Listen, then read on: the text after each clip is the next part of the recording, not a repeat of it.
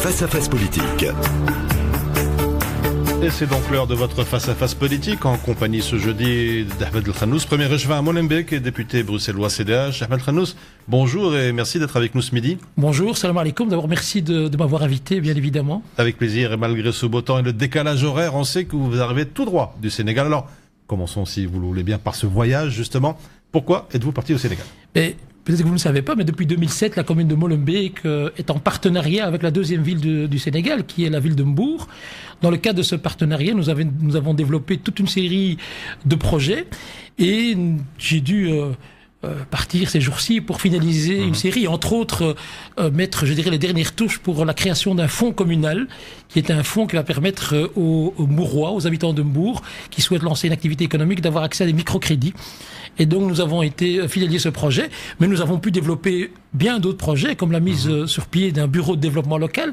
C'est un bureau qui est attaché à la mairie de Mbour, où nous avons formé des fonctionnaires qui sont venus se former ici en Belgique à avoir la capacité à répondre à des appels à projets, dans le cadre par exemple d'appels à projets européens comme l'assainissement de l'eau, et aussi à côté de ça, toute une série d'autres projets, dont un projet qui pour moi a le plus d'importance sur le plan, je dirais, humain, sur le plan relationnel, c'est l'association que nous avons eu avec une association néerlandophone qui s'appelle Un Cœur pour le Sénégal, avec des Molenbeekois, des élèves de l'Athénéral Serge Creuse. Nous avons aidé au financement d'une école primaire qui accueille plus de 600 élèves aujourd'hui et qui a été totalement financée par des citoyens belges avec nos jeunes Molenbeekois. Et en plus, c'est adossé à ce projet un voyage avec un groupe de jeunes qui ont été participés à ce qu'on appelle un chantier humanitaire. Des élèves de l'Athénéral Serge Creuse, mais aussi des jeunes de Molenbeek, ont été, dans le cadre de leur formation, faire des travaux d'électricité, de peinture pendant 2 semaines. Et donc, il y a, au-delà de tous ces projets, je pense, un apport très important pour le développement et l'épanouissement de nos jeunes qui, évidemment, trouvent leur compte dans ce genre de projet. Alors, vous êtes aujourd'hui de retour à Bruxelles, de retour à Molenbeek. Première question, comment va un petit peu votre commune aujourd'hui ? Je pense que la commune va beaucoup mieux qu'il y a quelques mois déjà. Je ne vais pas rappeler, évidemment, l'historique du changement de majorité, etc., les problèmes auxquels nous avons été confrontés en matière de gestion, de gouvernance. Je rappelle que nous avons hérité d'une dette de plus de 150 millions d'euros, qui est le fruit d'une gestion, je dirais, approximative de ces dernières décennies. Et avec la nouvelle majorité, que ce soit avec nos partenaires libéraux et écologistes, nous avons décidé évidemment de faire tout un travail d'assainissement, mais aussi en même temps de ne pas être en retard par rapport aux défis de l'évolution de la société. Je ne veux pas remettre ici en avant les chiffres du boom démographique, les problématiques liées au manque de places scolaires. Nous avons anticipé, comme par exemple pu permettre avec nos partenaires de Berkem Satagal l'ouverture de 2 écoles secondaires. Et donc nous avons pu comme ça, à travers toute une série de réponses apportées aux défis, je dirais, faire en sorte que la situation des Molenbeekois puisse s'améliorer, avec évidemment ce moment, je dirais, unique dans l'histoire de la commune que nous avons connu, c'est la période post-attentat, qui a été très très dure pour nous, mais la cohésion au sein de notre équipe a permis évidemment non seulement de défendre Molenbeek, de défendre ses habitants, mais de continuer à apporter des réponses aux défis molenbeekois. Alors, vous connaissez le principe du face-à-face politique, on revient sur l'actualité du moment, celle qui vous a fait particulièrement réagir, un sujet qui vous a fâché, Ahmed El Khannous, le parti islam. Je vous cite, une bande de zozos. Explication peut-être. Mais moi, le parti en lui-même ne me pose pas de problème. Parce que je suis un fervent défenseur du droit de se constituer en association ou en parti, même si, évidemment, ce type de parti n'est pas ma tasse de thé. Soyons clairs là-dessus. D'ailleurs, pour ceux qui ne le savent pas, en 2000 déjà, j'avais rencontré les fondateurs du Feu Parti Nour, qui est en fait l'ancêtre du parti islam, qui m'avait rencontré pour voir comment est-ce que je pouvais contribuer à la création de ce parti. J'ai directement compris que c'était des aventuriers qui n'avaient aucune vision de la société dans laquelle nous vivions, qui étaient en total, je dirais, décrochage par rapport à la réalité du terrain. Et aujourd'hui, nous avons ce parti, je pense que c'est un gros groupement de 3 personnes qui rayonnent à travers des communications. Et d'ailleurs, ils ont très bien joué leur coup. Moi, ceux à qui j'en veux, ce sont ceux qui ont réagi d'une manière totalement négative pour 2 raisons. Que des responsables politiques de très haut niveau se permettent de venir avec des propositions qui vont à l'encontre de la Constitution et qui visaient très clairement à interdire une formation politique, alors qu'on les a jamais entendus par rapport à d'autres formations. Et moi, la question que je me pose, si ce parti ne portait pas le nom d'islam, est-ce qu'ils auraient eu la même réaction ? Je peux vous dire d'emblée que c'est non. Parce qu'il s'agit d'un parti qui a un lien, même si on n'est pas d'accord, avec l'islam. Évidemment, là, on entend tous les beaux discours qui relèvent, je pense, d'un autre âge et qui ne correspondent pas du tout à la réalité juridique et légale de notre pays. Et donc la seule chose qu'ils ont réussi à faire, c'est d'élargir le fossé entre les communautés. Et ça, je trouve ça inacceptable. Le populisme n'a pas sa place lorsqu'on est un responsable politique qui s'assure, je dirais, du bon fonctionnement de notre société. Et le débat sur leur autorisation ou leur interdiction, vous en pensez quoi? Vous êtes plutôt pour une interdiction ou pensez au contraire, justement, qu'il est plus judicieux de les combattre par les idées et pas en les interdisant? Moi, je pense qu'on combat des idées par des idées. Même si elles sont les plus nauséabondes, pour autant, évidemment, que la ligne rouge ne soit pas dépassée. Le cadre légal existe.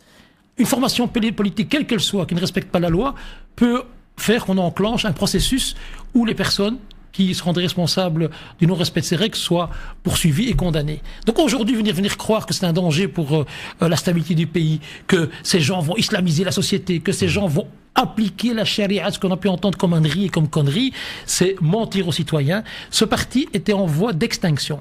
Ces gens n'ont aucune plus-value sur le plan politique. Il y en a un d'ailleurs qui est membre de notre conseil communal. Je peux vous dire qu'ils n'ont aucune consistance, qu'ils n'ont aucun apport sérieux par rapport aux débats qui se font au sein du conseil communal. Mais la publicité que certains responsables politiques leur ont fait que probablement que les prochaines élections, ils vont encore pouvoir, je dirais, faire élire un certain nombre de mandataires et ainsi pouvoir continuer à entretenir une espèce de pression dans un climat qui, je le rappelle, islamophobe est beaucoup plus criant depuis les attentats. Et donc, je pense que l'attitude de certains responsables politiques est inacceptable. Les interdire, moi, j'ai pas de problème. Alors, on interdit tous les partis extrémistes. En allant, évidemment, de ce type de partis jusqu'aux partis les pires qu'on peut trouver dans le champ de l'extrême droite. Mais ici, évidemment, on les entend jamais. Quand vous avez un parti, je vais pas le citer, qui remet en question la stabilité du pays, ou qui montent les communautés les unes contre les autres en utilisant parfois des formules qui sont beaucoup plus graves que celles utilisées par l'islam. On n'entend pas ces responsables politiques. Et c'est ça que moi j'ai du mal à accepter. Alors pour revenir au parti islam, ce parti gagnerait des voix, notamment à Molenbeek. Est-ce que ça ne vous inquiète pas? Mais il ne gagnait pas des voix jusqu'au moment où on leur a fait une publicité hors du commun. Ces gens-là ont pu avoir, je dirais, une publicité exceptionnelle sur le plan politique. Ils ont eu des personnages de premier plan qui leur ont fait on leur a déroulé. Vous imaginez, pendant 2 semaines, ils ont eu droit aux premières pages des plus grands journaux belges. L'ouverture du journal de 19h30 sur la RTBF, sur RTL, on parle du parti islam, alors qu'ils n'ont aucune existence sur le champ politique. C'est ça qui est frustrant. Et donc aujourd'hui, vous allez voir un parti, il risque d'avoir des élus, et ce sera pas du fait, parce que la communauté musulmane a montré sa très grande sagesse. Je rappelle quand même, je ne vais pas citer les chiffres que compose la communauté musulmane. Si la communauté musulmane était aussi, je dirais, perméable à ce genre de discours, vous croyez qu'ils auraient eu que 2 élus? Ils auraient eu des dizaines d'élus, soyons sérieux 30 secondes. Mais simplement, il y a des responsables politiques et certains partis qui aiment bien jouer avec les peurs. Et en diabolisant ce parti qui n'en est pas un, évidemment, ils s'alimentent mutuellement en montrant qu'ils sont les premiers à s'ériger contre le danger, le péril de l'islam et des musulmans. Alors, Ahmed Khannous, évoquons un autre sujet, si vous le voulez bien, le fameux plan taxi. Alors, Ahmed Khannous, rappelons-nous tout d'abord, qu'est-ce qui ne va pas dans ce plan et dans ce dossier, d'après vous? Mais le plan taxi, je vais essayer en quelques secondes de rappeler un peu les enjeux. De quoi parle-t-on ici? On parle d'abord d'un secteur qui est un secteur qu'on peut assimiler au transport public, parce qu'il est complémentaire au dispositif qui est géré par les pouvoirs publics. C'est un secteur, évidemment, qui nécessitait une rénovation. C'est un secteur qui devait se remettre en question. C'est d'ailleurs, moi, j'ai eu l'occasion depuis 2004, dans le cadre de mes fonctions, lorsque je collaborais avec le ministre Sorect, de pouvoir rencontrer les responsables des différents syndicats de l'époque. Et effectivement, il y avait déjà des problèmes de travail au noir, il y avait des problèmes, je dirais, de conditions de travail des conducteurs qui n'étaient pas en phase avec la réalité légale et celle du droit du travail. Et il y a aussi toute une série de problèmes liés au fait que ce qu'on appelle les plaques chocolat, des taximans viennent d'autres régions et viennent travailler sur le sol bruxellois sans être, je dirais, traités sur le même pied d'égalité sur le plan légal, administratif, financier, au niveau fiscal, etc., que les personnes qui travaillent sur le territoire belge. Et puis vous avez arrivé récemment, que ça soit Uber, mais aussi d'autres structures similaires, des gens qui viennent faire du transport de personnes et qui font la même chose que les taximans, mais qui ne payent pas les mêmes charges, mais qui ne sont pas, je dirais, impactés par les mêmes règles. Et ça, c'est un vrai problème. Et vous comprenez la colère des taximans? Je la comprends totalement, mais ce que je n'accepte pas, c'est qu'on prenne pour cible les conducteurs d'Uber. Parce que les conducteurs d'Uber, c'est 900 personnes à Bruxelles. Ce sont des jeunes, des quartiers les plus difficiles, qui ont du mal à trouver leur place sur le marché du travail. Et ce ne sont pas eux qui doivent être la cible. C'est le système qu'il faut dénoncer. Et ce que moi je reproche à Pascal Smet, c'est de ne pas avoir été proactif en la matière, en s'assurant avec ses collègues du fédéral, parce qu'il y a toute une série de responsabilités qui relèvent du fédéral, comme la concurrence déloyale, etc., qui auraient fait qu'on aurait pu mettre directement un cadre légal pour faire en sorte que si des sociétés de transport de personnes veulent s'installer à Bruxelles, ils soient traités sur le même pied d'égalité que les taximans, tout simplement. Et c'est là que le bas blesse, c'est qu'aujourd'hui, vous avez des traitements différenciés par rapport à le secteur taxi qui, lui, est mis sous pression maximale par rapport aux charges qu'on lui réclame, par rapport aux réglementations, etc. Et puis, vous avez la structure Uber, mais aussi d'autres, qui, eux, sont évidemment dans une configuration où les charges ne sont pas les mêmes. Et ça, c'est un véritable problème. Et le plan taxi, malheureusement, ne répond pas. Ce que je n'accepte pas, c'est aussi les responsables politiques qui tiennent les doubles discours. Parce que c'est ça qu'il s'agit aujourd'hui. Aujourd'hui, nous avons un gouvernement en région bruxelloise qui est dirigé par Oliver Woerth, qui est le ministre-président, qui est le capitaine de l'équipe. Et donc venir faire croire que le capitaine n'a aucune emprise sur le plan taxi, c'est faux. Parce que le plan taxi aujourd'hui qui est passé en première lecture, c'est un plan taxi qui est passé en intercabinet, là où se retrouvent des responsables de tous les cabinets, de tous les ministres composant ce gouvernement, dont ma formation politique. Donc c'est une responsabilité collective. Ce plan taxi de Pascal Smet, il a été validé par tous les partis qui sont au sein de ce gouvernement. Donc on arrête de focaliser sur Pascal Smet. Enfin, Pascal Smet, en tant que porteur du dossier, a une responsabilité criante, mais nous avons tous au sein de ce gouvernement notre rôle à jouer. Et il y a un capitaine, et c'est à lui d'assumer ses responsabilités aussi. Je crois que le message est bien clair. À propos de Bruxelles à présent, une question que je pose en général à tous nos invités. Si vous deviez mettre une cote de 0 à 10 pour la gestion de notre capitale, quelle serait votre note? 0 étant la très mauvaise et la 10 parfaite par excellence, bien évidemment. Mais moi, je donnerais dans la configuration institutionnelle de Bruxelles, qui est d'une complexité exceptionnelle, je pense même que c'est unique en Europe et même probablement dans le monde, je mettrais une cote de 7. Je mettrais une cote de 7, je ne vais pas être négatif parce que... C'est l'une des meilleures cotes jusqu'à présent. Mais parce que je pense qu'il faut rendre à César ce qui appartient à César. Quand vous êtes dans... Ça ne veut pas dire qu'on se dédouane de nos responsabilités par rapport à, je dirais, des possibilités de simplification et d'amélioration des conditions du bruxellois. Quand je dis simplification, c'est quoi? C'est par exemple, quand vous interrogez les citoyens lambda, qu'est-ce qui vous préoccupe le plus? Je prends un sujet qui est récurrent et qui revient souvent, c'est la propreté à Bruxelles. À Bruxelles, nous avons deux entités, enfin deux niveaux de pouvoir qui s'occupent de la propreté. Vous avez les communes, et c'est 19 communes, et vous avez la région bruxelloise. Et donc, il y a des années déjà, un groupe de travail a été mis en place, c'est voir comment est-ce qu'on pourrait imaginer, en respectant les sensibilités des uns et des autres, quand je parle de complexité institutionnelle, je rappelle que les Flamands ont un rôle important à jouer, et donc cette architecture, elle est fragile. Si on touche un élément de cette architecture, on risque d'avoir un effondrement et de devoir de nouveau rentrer dans un processus qui risque d'être problématique et je pense qu'il peut avoir des conséquences très très très néfastes pour la cohésion de Bruxelles. Bruxelles, deux niveaux de pouvoir pour gérer la propreté. Ah ben oui, vous avez une rue qui va être nettoyée parce que la région dépend de la région bruxelloise ou vice versa. Et puis l'autre côté ne va pas être nettoyé parce que c'est la commune.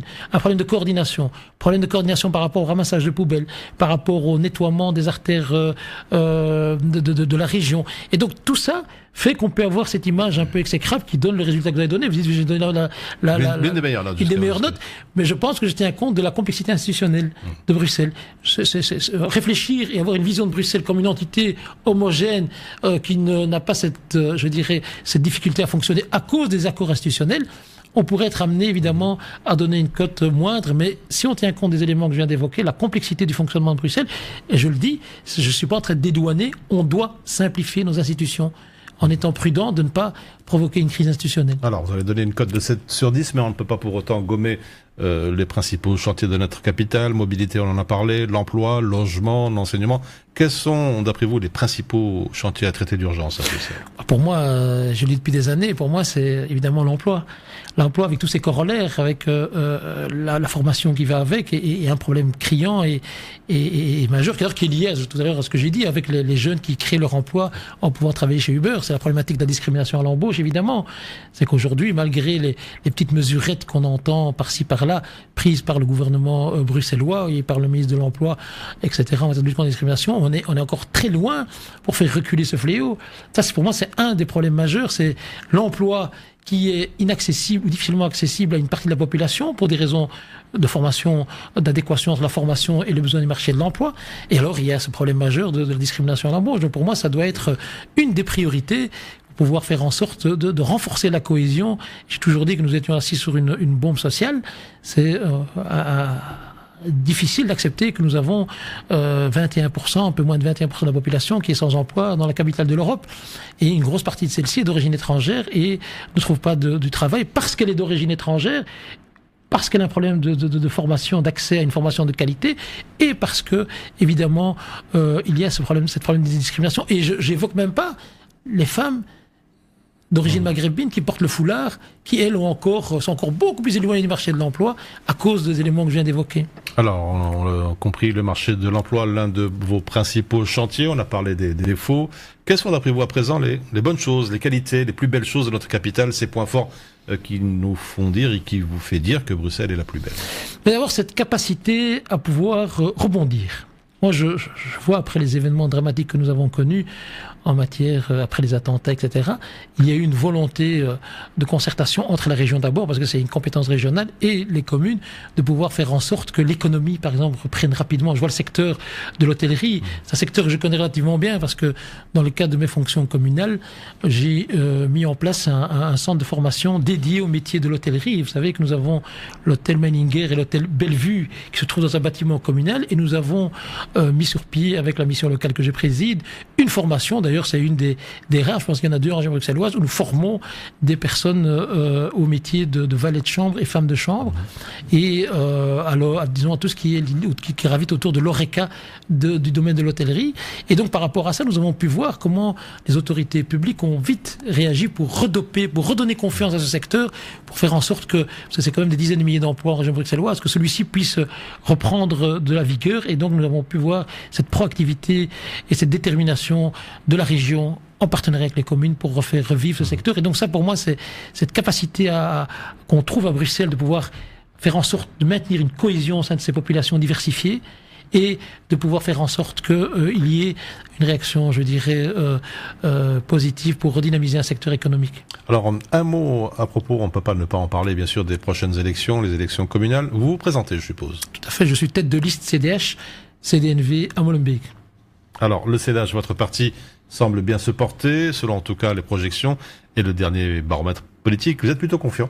Mais j'ai toujours été, je suis quelqu'un de confiant de nature. Hein. Pourtant, je vais pas dire que je suis adepte de la méthode Coué, mais depuis que j'ai commencé à faire de la politique en 2003, ma préoccupation première, c'était de pouvoir. D'ailleurs, beaucoup de gens me disent, mais Ahmed, qu'est-ce qui a fait que tu as fait de la politique? Je leur dis, j'ai décidé de faire de la politique par dégoût de la politique.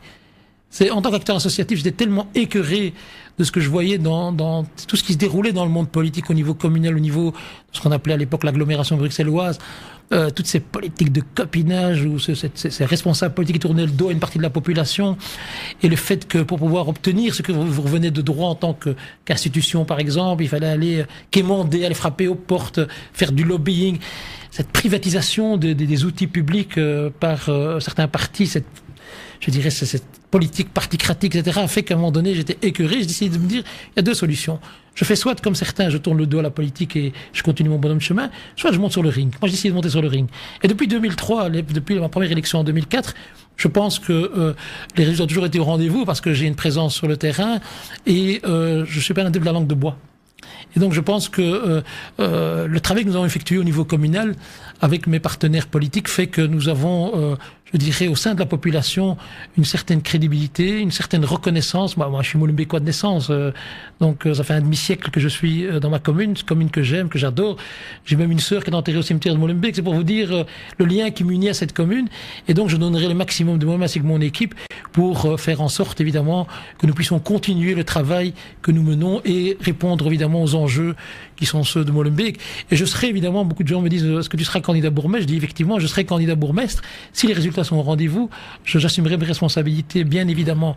Et donc, avec les 45 colistiers et colistières de ma liste, nous allons évidemment défendre un programme qui sera un programme volontariste qui va être, je dirais, finalisé sur base des attentes et des besoins des citoyens, mais qui ne sera pas un programme constitué sur base de promesses pour faire plaisir aux gens, qu'ils entendent ce qu'ils ont envie d'entendre. Non, ce seront je dirais des projets réalistes qu'on pourra mettre sur la table lors des négociations avec nos futurs partenaires afin de pouvoir être au rendez-vous et répondre aux attentes de nos concitoyens. Une toute dernière question pour conclure, Ahmed El-Khannous, le mot de la fin, peut-être un message à faire passer à toutes les Bruxelloises et à tous les Bruxellois. Mais moi, je viens d'un pays, vous l'avez dit, j'étais en mission au Sénégal et j'ai rencontré, dans le cadre de mes projets, je soutiens énormément des coopératives de femmes.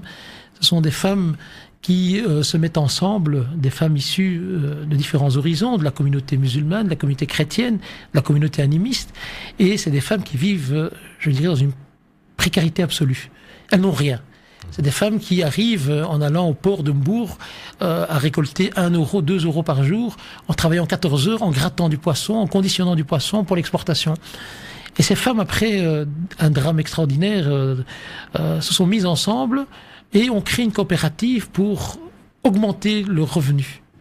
Et ce revenu sert évidemment essentiellement à pouvoir avoir une meilleure condition de vie et surtout à scolariser leurs enfants.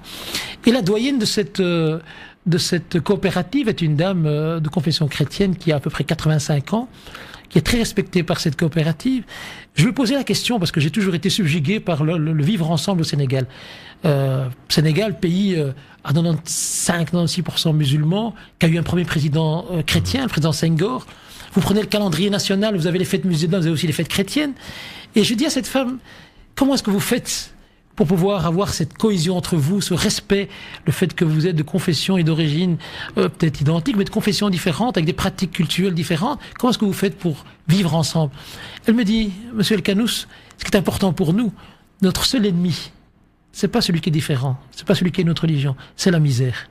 Et donc, à travers ce message, je pense que à Bruxelles et dans nos communes, la solidarité doit primer pour lutter justement contre les injustices et tout ce qui fait que les personnes perdent leur dignité, comme justement le fait qu'on puisse sombrer dans la misère, être victime de l'exclusion. Ça, c'est le message que je voudrais adresser aux auditeurs avant de clôturer mon intervention. Et c'était donc la conclusion d'Ahmed El-Khannous, 1er juin à Molenbeek et député bruxellois CDH. Merci Ahmed en tout cas d'avoir accepté notre invitation. Merci de m'avoir invité. Merci Avec à vous. Avec plaisir. C'est ainsi que l'on referme ce face-à-face politique.